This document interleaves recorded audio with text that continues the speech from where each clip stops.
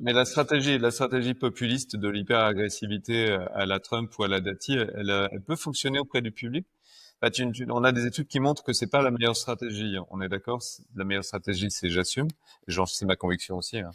Mais est-ce que le public peut ne pas en tenir rigueur à Dati et se dire ah quand même quelle femme, elle sait se défendre. Je pousse la caricature. Ça n'est pas mon opinion, mais c'est d'une vraie question.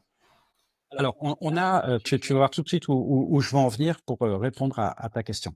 On a quelques études sur la désinformation trumpienne aux États-Unis.